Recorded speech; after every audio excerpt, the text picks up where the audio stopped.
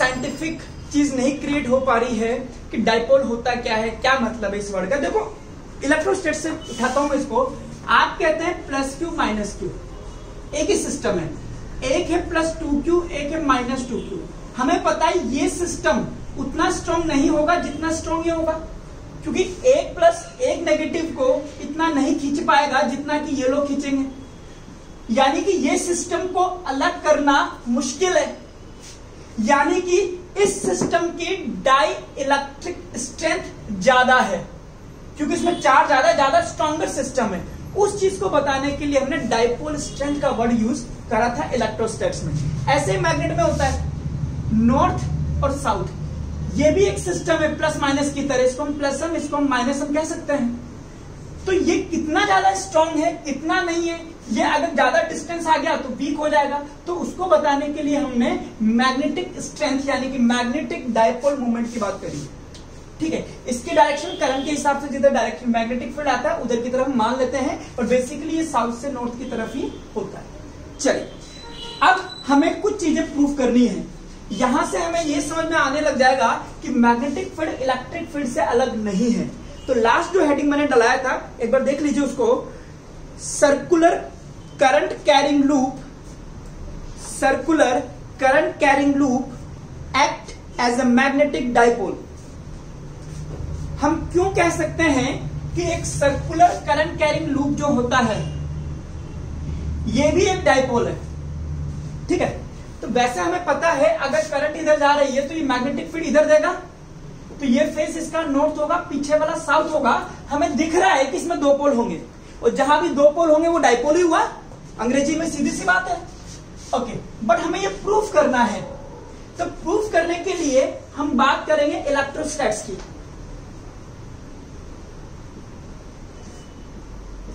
Electrostatics में plus Q minus Q होता था, और इसके किसी एक्सिस पर यहां से आर डिस्टेंस पर अगर कोई पी पॉइंट होता है तो उसके इलेक्ट्रिक फील्ड का फॉर्मूला हमारे पास आता था 2kp अपॉन आर क्यूब। के को हम लिख सकते हैं 1/4 epsilon not P R cube, यही था हमारे पास। और पी को हम बोलते थे डाइपोल स्ट्रेंथ या electric dipole movement.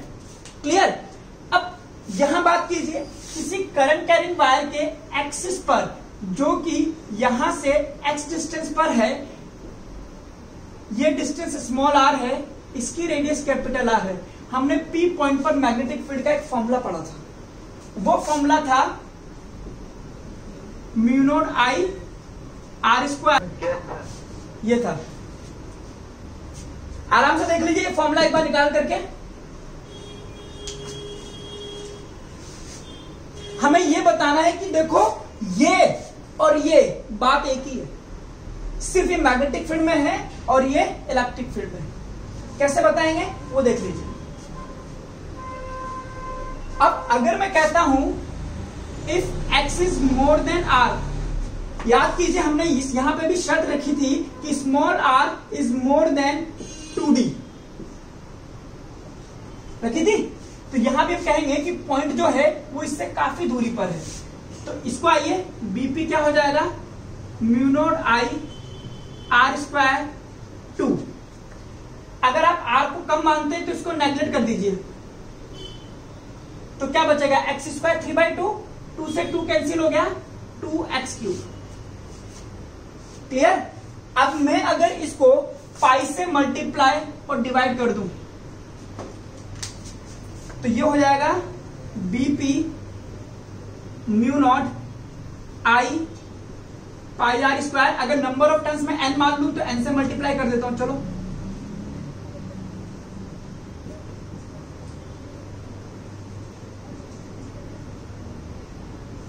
Upon 2 pi x cube. Pi r square को मैं एरिया कह दूंगा इसका। तो यहां देखिए आई एन ए, इसको आप मैग्नेटिक मूवमेंट कहते हैं, M is equal to I N A. तो इसको लिख देता हूं BP is equal to mu not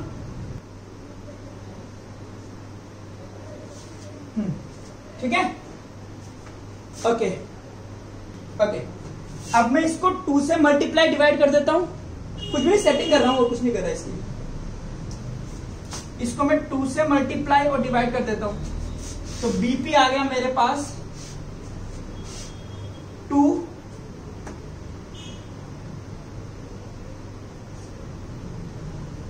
mu naught upon 4 pi M upon x cube. देख लीजिए एक बार,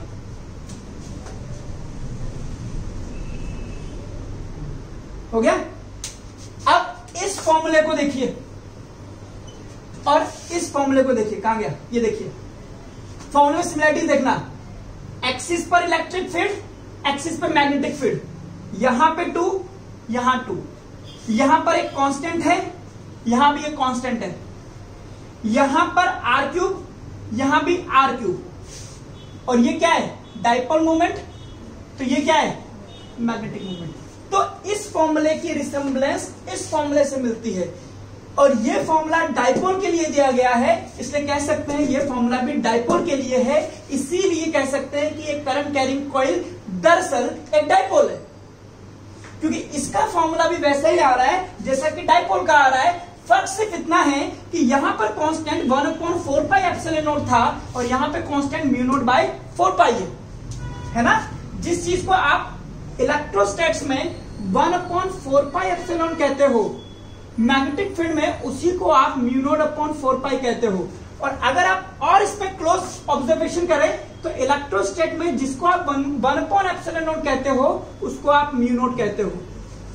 ये इलेक्ट्रोस्टैट्स में है, ये मैग्नेटिक फील्ड में है। लिखिए इसको, फिर इसके बारे में और बात करते हैं।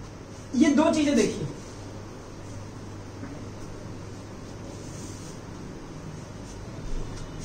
हम आपको ये प्रूव करना चाह रहे हैं कि प्लस क्यू माइनस क्यू इनके बीच की डिस्टेंस 2d और इसके यहां से x डिस्टेंस पर, मैंने इसको भी r माना था, मैंने x मान दिया। P पॉइंट है, इस P पॉइंट पर इलेक्ट्रिक फील्ड का formula 2kp upon x cube आता है। इसको मैं थोड़ा तमीज से लिख दूं तो k को लिख सकता हूं 1/4 pi epsilon not P upon x cube. अब इन दोनों फॉर्मूले को अगर हम घूर घूर के देखेंगे तो ये देखिए 2 ये कांस्टेंट है, यहां भी एक कांस्टेंट है, तो इलेक्ट्रोस्टैटिक्स में कांस्टेंट हुआ 1/4 pi epsilon not, magnetic field में कांस्टेंट हुआ म्यू नॉट अपॉन 4 पाई। ये x डिस्टेंस सेंटर से, और ये जो चीज है क्या ये चीज इसके बराबर नहीं होगी? क्या ये जो फिजिकल क्वांटिटी है जिसको आप मैग्नेटिक मोमेंट कहते हो, क्या ये इलेक्ट्रोस्टैट्स के डाइपोल मोमेंट के बराबर नहीं है? तो अगर ये फॉर्मूला डाइपोल स्ट्रेंथ का है और किसी डाइपोल का है तो ये फॉर्मूला इसके लिए दिया गया है, तो ये भी एक डाइपोल ही हुआ। और यही हमारा हेडिंग है कि circular current carrying coil act as a dipole. इसको प्रूव कीजिए। अब यहां पर मुझे समझ में आ गया कि 4 पाई यहां से हटा दूं तो 4 पाई यहां से हटा दूं, तो जिस चीज को आप वहां पर 1/एप्सिलॉन नॉट कहते हो, यहां पर क्या कह देंगे म्यू नॉट। ये बहुत इंपॉर्टेंट लाइन है, ठीक है। तो ये था, लिखिए इस बात को, for electric dipole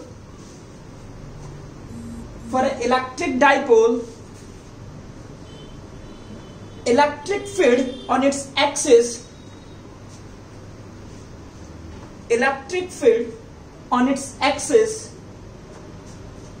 is given by और ये फॉर्मूला लिख लीजिए आप और इसको दे देना इक्वेशन नंबर 1, इक्वेशन नंबर 2 दे देना और इसको दे देना equation number 1।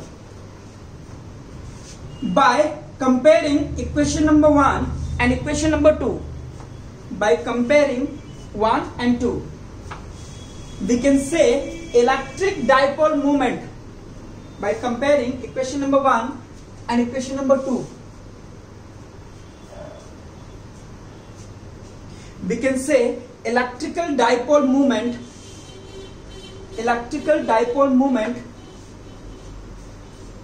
Capital P bracket में लिखना, resembles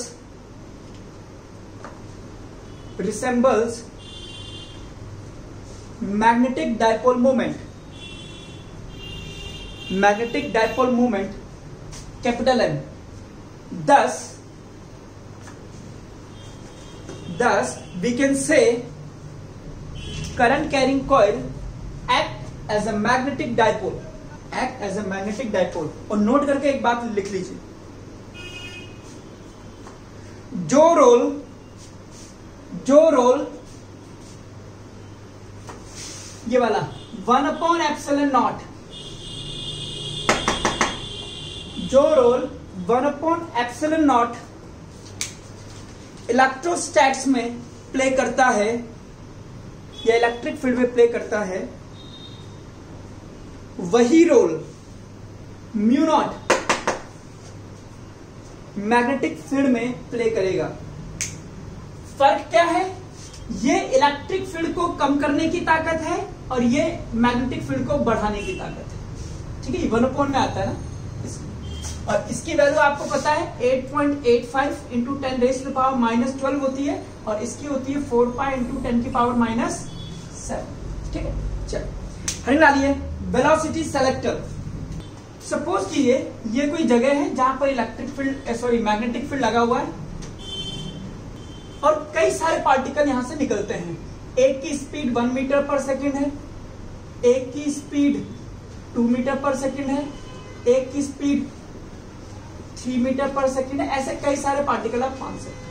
हम ये चाहते हैं कि यहां पर हमारे पास एक टारगेट है जहां पर सिर्फ 2 मीटर पर सेकेंड से आता हुआ पार्टिकल ही टकराए, बाकी कोई टकराए नहीं। तो यानी कि ये बहुत सारे पार्टिकल्स में से हम सिर्फ एक ही पार्टिकल को सेलेक्ट करना चाहते हैं।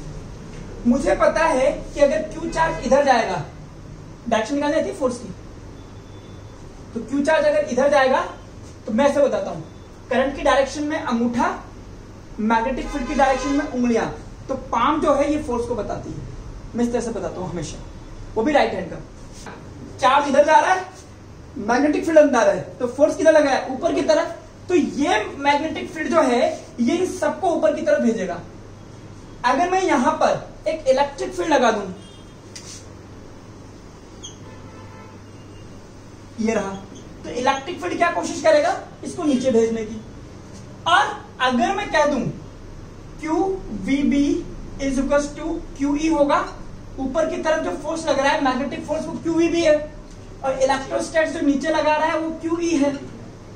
तो वेलोसिटी विल बी E/B। अगर मैं चाहता हूं कि 2 मीटर पर सेकंड वाला पार्टिकल ही यहां पर आकर के टकराए, ये वाला पार्टिकल जिसकी स्पीड कम है, तो E/B का रेशियो में इस तरह से ले लूं कि कितनी वैल्यू आ जाए इसकी, 2 मीटर पर सेकंड। जिसकी स्पीड 2 मीटर से कम है उस पर मैग्नेटिक फोर्स कम लगेगा, इलेक्ट्रिक फोर्स ज्यादा लगेगा, तो वो साला ऐसे मुड़ के निकल जाएगा। और जिसकी स्पीड 3 मीटर पर सेकंड से ज्यादा है उस पर QVB ज्यादा लग जाएगा, तो वो ऊपर चला जाएगा। और जिसकी स्पीड 2 है वो बिल्कुल टकरा जाएगा, उस पर दोनों फोर्स बराबर लगेंगे। तो ये जो सिस्टम आपने इलेक्ट्रिक फील्ड और मैग्नेटिक फील्ड का कॉम्बिनेशन बनाया है, इस सिस्टम को हम कह सकते हैं कि ये act as a velocity selector. और कौन सी वेलोसिटी का पार्टिकल आपको लेके जाना है वो आप इस फॉर्मूले से निकाल सकते हो। और इसको मैं याद कराता हूं, E is equal to BV number 1। Electric field, magnetic field और वेलोसिटी का एकमात्र फॉर्मूला यही है, E is equal to BV number 1। चलिए लिख लीजिए इसको। पहले आप डायग्राम बनाइए बस, और कुछ मत लिखिएगा, सिर्फ डायग्राम बनाइए। वेलोसिटी ज्यादा है तो मैग्नेटिक फोर्स लगेगा, वो ऊपर चला जाएगा 2 से ज्यादा, और 2 से कम है तो मैग्नेटिक फोर्स कम होगा, इलेक्ट्रिक फोर्स इसको डोमिनेट कर लेगा। अगर 2 है तो दोनों बराबर है। अब लिखिए, डायग्राम बनाए ना, लिखिए if net force on the particle is 0, if net force on the particle is 0, then the particle will move in straight line,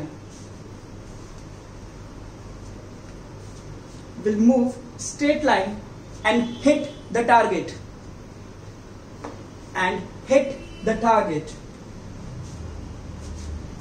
तो लिख लिया F net should be FB plus F electrostat should be 0, तो F magnetic field should be minus of F electrostats यानी कि दोनों के magnitude बराबर होने चाहिए। डायरेक्शन हमने अपोजिट कर रखी है ऑलरेडी। और इसके बाद लिखिए नाउ और ये लिख दीजिए, खत्म।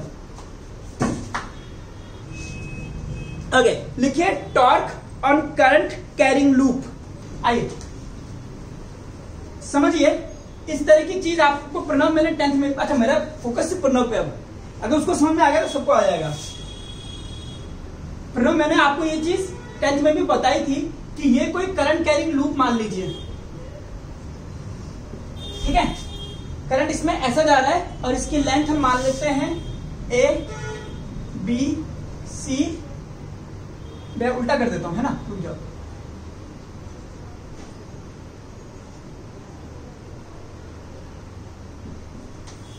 डी, और ये इस पर बना देता हूं मैं मैग्नेटिक फील्ड। डायग्राम बना लो तब तक आप। तो तू एक बार लिख दे कंजर।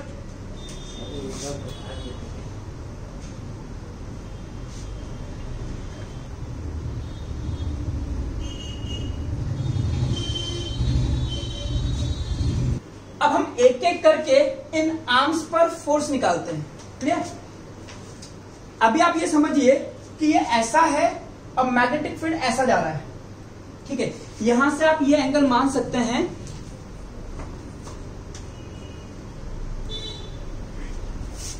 थीटा एंगल, ये है ना, ये यूं है और मैग्नेटिक फील्ड ऐसा है। तो ये जो एंगल है इन दोनों के बीच में, ये वाला, इसको मैं कहता हूं थीटा है, तो इस तरह से। अब आपको पता है इसमें करंट ऊपर है, इसमें इधर है, इसमें इधर है।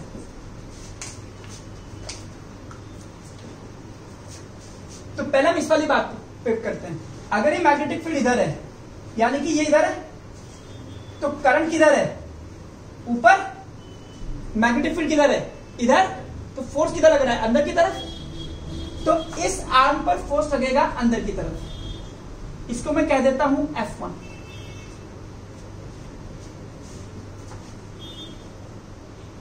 ठीक है। अब ऊपर वाली पे आ जाओ।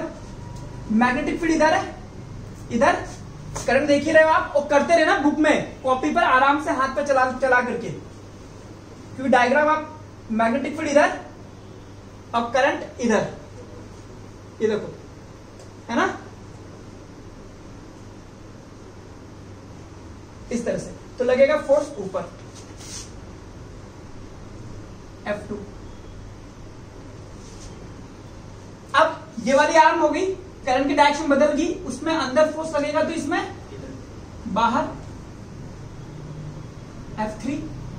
इसमें करंट इधर जा रहा है तो फोर्स उधर है इसमें। अब इस वाले को ज्यादा सीरियसली मत लेना, क्या आप ये समझिए पूरा एक ही है, ऐसे करके, ठीक है।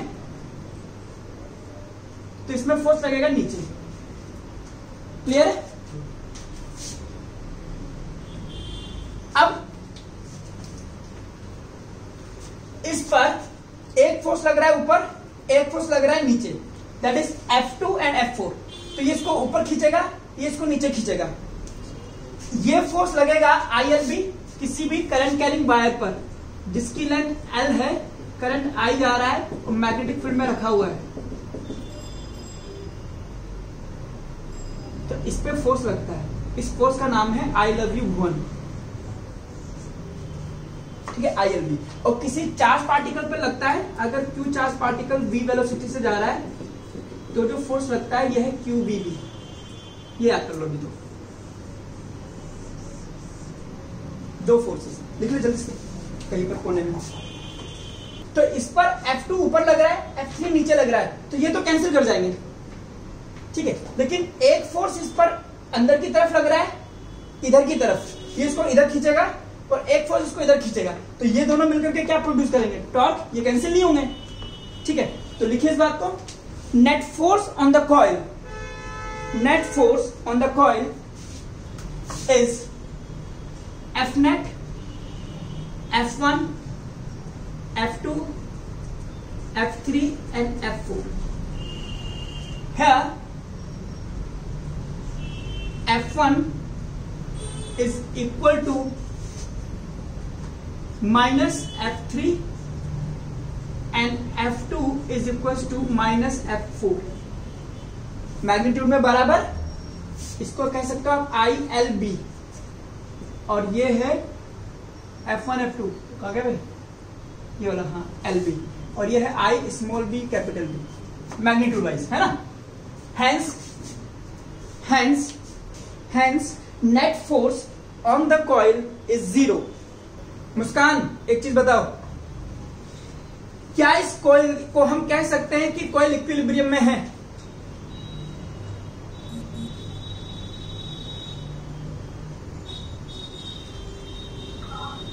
हाँ सर, कह सकते हैं। क्यों? क्योंकि ऊपर से ऊपर खींच रहा है, नीचे खींच रहा है, तो वो बराबर ही हो रहा है। यानी कि आप ओके, कोई भी सिस्टम इक्विलिब्रियम में होता है, उसकी क्या शर्त होती है? नेट फोर्स 0 होना चाहिए और टॉर्क 0। हाँ, दो शर्तें हैं मुस्कान, नेट फोर्स और नेट टॉर्क। नेट फोर्स तो 0 है, नेट टॉर्क थोड़ा ना 0 है, टॉर्क तो लग रहा है, तो इसलिए system will be in equilibrium. क्या बोलते हैं? इन इक्विलिब्रियम, वही तो नहीं बोल रहे अंग्रेज, ठीक है। अनइक्विलिब्रियम होता है, इनइक्विलिब्रियम इन, पहले पढ़ लिया अगर बोला तो था, ठीक है। तो सिस्टम इक्विलिब्रियम में नहीं है क्योंकि टॉर्क लग रहा है ना, ठीक है। चलिए अब इस टॉर्क लिखिए, इसमें बट लिखिए, but F1 and F3, but F1 and F3 will produce a torque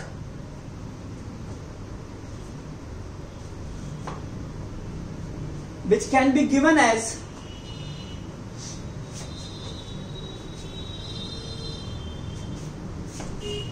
अब हमें टॉर्क निकालना है। टॉर्क होता है force into perpendicular distance between the forces, ये R cross F.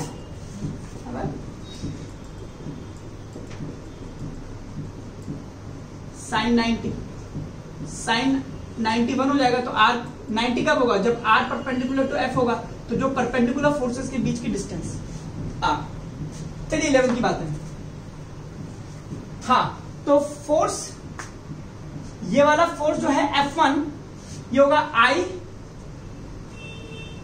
L B। तो फोर्स की वैल्यू रखता हूं मैं I L B।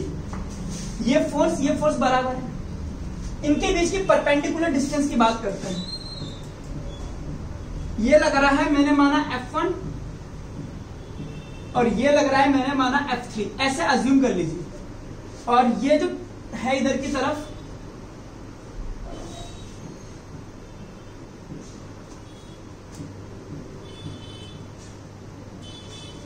ये डिस्टेंस कितनी है? B, इस तरह से, ठीक है। और ये और इसके बीच का एंगल कितना है? थीटा। तो इसको मैं मान लेता हूं थीटा। ये भी नहीं है, ये इसके पहले नहीं है लाइन। F1 और F3 तो अलग है। F1 और F3 यही तो है, ये अंदर है, ये बाहर है। अब मैं इसको अंदर कैसे बनाऊं? गड्ढा खोद के नहीं बना सकता ना, तो ये अंदर है F1, ये बाहर है, ऐसा है ये देख लीजिए, यही तो है ना। एक ये है, एक ये है, तो ये डिस्टेंस B तो हुई यार।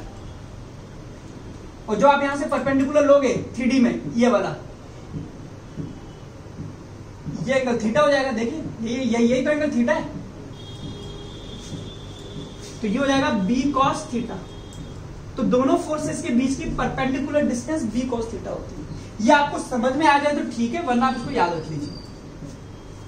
तो परपेंडिकुलर डिस्टेंस में लिख देता हूं B cos थीटा, क्लियर। और L इंटू B को मैं लिख सकता हूं एरिया ऑफ कॉइल। तो टॉर्क हो गया मेरे पास I A B cos theta. I into A को मैं बोल सकता हूं magnetic moment, MB cos theta. तो टॉर्क को मैं लिख सकता हूं M डॉट B। क्लियर, लिख लीजिए इसको। क्रॉस होना चाहिए। यार क्रॉस कैसे लिख दूं यार, ये बात तो सही है तेरी, ये बात बहुत सही है कि डॉट प्रोडक्ट है तो ये स्केलर होना चाहिए, लेकिन ये क्या है, वेक्टर, वेक्टर है तो यहां क्रॉस होना चाहिए। क्रॉस लिखूंगा तो एम बी साइन थीटा आना चाहिए ना, ये तो कौन सी रहा तो डॉट ही लिखूंगा। Yes sir. फिर ये क्या दिक्कत होगी, क्यों हो रहा है ऐसा, क्या क्या दिक्कत है यार इसमें, क्यों, मतलब कैसे, क्या क्या बताएगा कोई समझदार आदमी जिसकी डीप सोच हो थोड़ी सी। सर आप ही बता दो। हाँ एक तो लोग दीक्षा, दीपांशी, किसी को भी, आप इतने सारे लोग हो, कोई एक चीज बताओ कि इसमें क्या चीज ऐसी है जो मैं नहीं पकड़ पाया, मतलब जो गलत हो गई है, इसलिए ये आंसर ऐसा आ रहा है। मैं एक बात बताता हूं, जस्ट ऐसे ही वेक्टर रिवाइज कराते हैं। जब हम लिखते हैं a dot B is equal to C, तो इसको एक्सपेंड करते हैं ए बी कॉस थीटा। ये थीटा क्या होता है, ए और बी के बीच का एंगल। क्या यहां पे ये थीटा एम और बी के बीच का एंगल है या नहीं है, ये पता करना पड़ेगा। इसमें पहले आप एम की डायरेक्शन देखो और आप बी की डायरेक्शन देखो। क्लियर? आइए एम की डायरेक्शन क्या होगी उस पर विचार करते हैं। ये करंट कैरिंग वायर है, क्लियर? करंट इसमें ऐसा जा रहा है ना, ऐसा जा रहा है, सॉरी ऐसा जा रहा है, करंट ऐसा जा रहा है, तो मैग्नेटिक फील्ड इधर निकलेगा, तो ये पोल साउथ हो गया, सॉरी नॉर्थ, मैग्नेटिक फील्ड निकलेगा ना यहां से, तो नॉर्थ हो गया, इसके पीछे क्या हो गया, साउथ, तो इसका मैग्नेटिक मूवमेंट होगा इधर की तरफ, यानी कि मैग्नेटिक मूवमेंट की डायरेक्शन है ये। या सिंपल कह दो कि ये करंट ऐसा जाएगा तो मैग्नेटिक फील्ड इधर है, तो मैग्नेटिक मूवमेंट भी इधर है। अब ये ऐसा नहीं है, ये कैसा है आपका, ये है आपके पास ऐसा, क्लियर? लेकिन ये तो है कि इस प्लेन के परपेंडिकुलर जाएगा। तो आप जरा ये सोचो कि अगर ये है तो इसका परपेंडिकुलर तो ये हुआ, तो एम की डायरेक्शन तो ये हो गई, तो ये यूं है, और अगर ये आपने ऐसा बनाया है तो ओके समझना, मैं आपको डायरेक्ट बताता हूं, ये यूं है, यही होगा। तो क्या ये हमेशा इस लाइन के परपेंडिकुलर होगा, नहीं होगा? क्या एम हमेशा इस वाली लाइन के परपेंडिकुलर होगा? अगर इस लाइन के परपेंडिकुलर है और ये मेरे पास ये लाइन है, तो एम ये होगा। और बी कैसा है, बी मेरे पास ये है और ये एंगल आपके पास थीटा है। क्या ये थीटा एम और बी के बीच का एंगल दिख रहा है आपको? इसीलिए आप इसको एम डॉट बी नहीं लिख सकते और काट दीजिए इसको। सर एक बार बिल्कुल बिल्कुल, पहले आप इसको काटिए।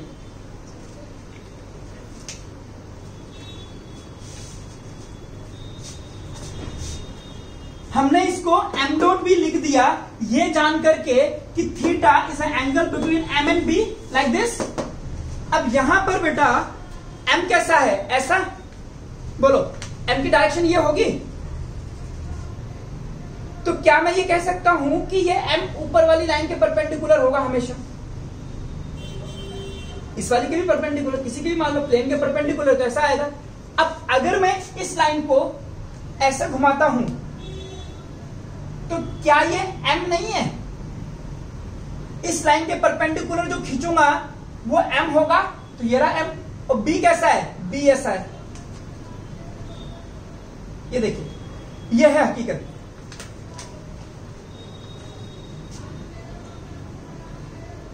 एक तो मैं शेरे वाली माँ होता ना, मजा आता, 4-5 हाथ उत्ते कर देता हूं। ये देखिए ये प्लेन के परपेंडिकुलर एम, ये बी, और थीटा ये वाला एंगल है, ये एंगल थीटा है।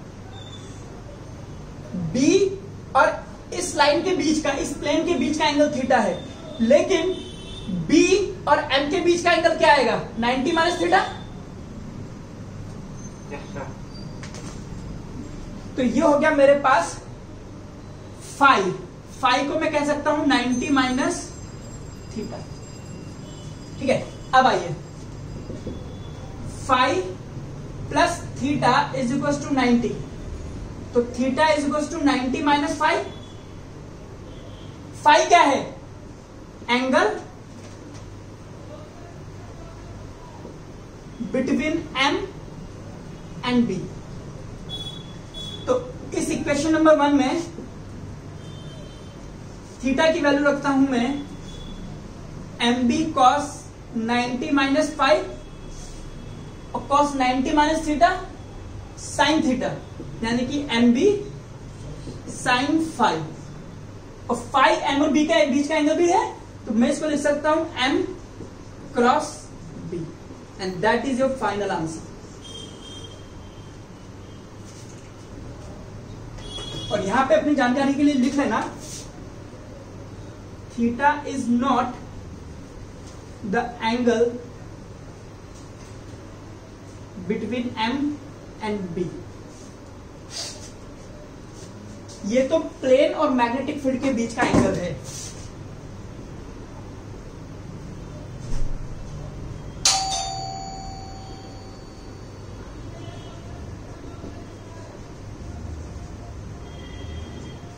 ऐसे नोट करके सीख लेते हैं।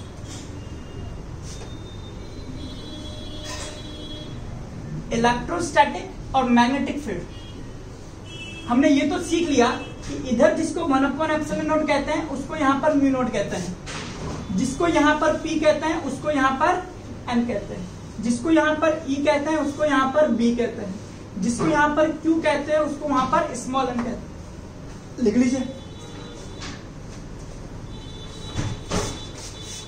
जिसको आप प्लस Q कहते हो उसको आप यहां पर नॉर्थ पोल बोलते हो, यानी कि प्लस M। जिसको यहाँ माइनस Q कहते हो उसको यहाँ साउथ पोल यानी कि माइनस M कहते हैं। Small m is a pole strength. और समझिए, आपको अगर याद हो इलेक्ट्रोस्टैट्स में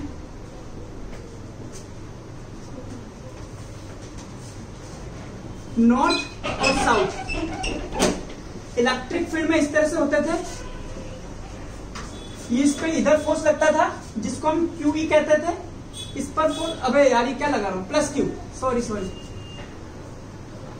माइनस Q, इस पर QE फोर्स इधर लगता था। टॉर्क का फॉर्मूला था P cross E, magnetic potential energy का फॉर्मूला था P डॉट E।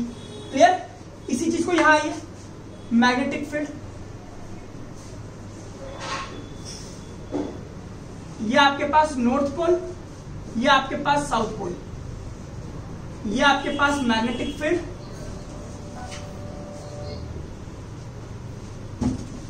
इस पर लगता था QE, तो इस पर लगेगा MB, जो वहां Q है वो यहां स्मॉल m है, और इस पर लगेगा इधर की तरफ MB, यानी कि एक मैग्नेट के पोल पर लगने वाला फोर्स हो गया M into B, M is a pole strength, और ये लगाएगा टॉर्क जो हमने निकाला था M क्रॉस B।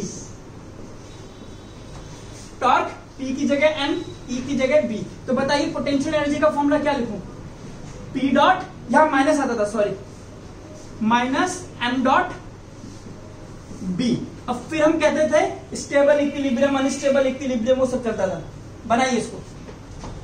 फिर हमने यहां पर एक लाइन बोली थी कि इलेक्ट्रिक फील्ड, अब इसका डायपोल मोमेंट किधर था? इधर था P, और इसका डायपोल मोमेंट किधर होगा? इधर M, है ना? हमने कहा था कि इलेक्ट्रिक फील्ड डायपोल मोमेंट को अपनी तरफ करने की कोशिश में लगा रहता है। तो इसमें हमने इक्विलिब्रियम की बात करी थी। एक था स्टेबल इक्विलिब्रियम, जिसमें हम कहते हैं कि माइनस Q प्लस Q इस तरह से अरेंज होगा तो स्टेबल इक्विलिब्रियम है, और एक हमने कहा था कि अनस्टेबल इक्विलिब्रियम है।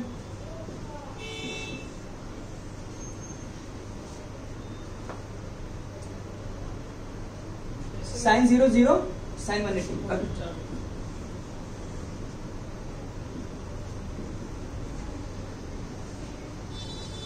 ये अनस्टेबल इक्विलिब्रियम था, है ना? और एक था ये वाला,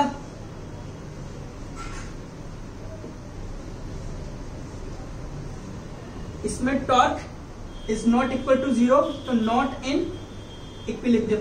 ज्यादा नीचे तो नहीं लिख रहा मैं, ओके। इसी तरह से यहां पे भी 3 कर सकते हैं। एक होगा स्टेबल इक्विलिब्रियम, कब? जब ये नॉर्थ इधर होगा, साउथ इधर होगा, कि तब इसका मैग्नेटिक मूवमेंट बी की डायरेक्शन में हो जाएगा, है ना। और दूसरा होगा अनस्टेबल इक्विलिब्रियम। हालांकि यहां से इक्विलिब्रियम के क्वेश्चन नहीं आते हमारे पास, बट ऐसे ही टाइम ने तो करा दिया। South north,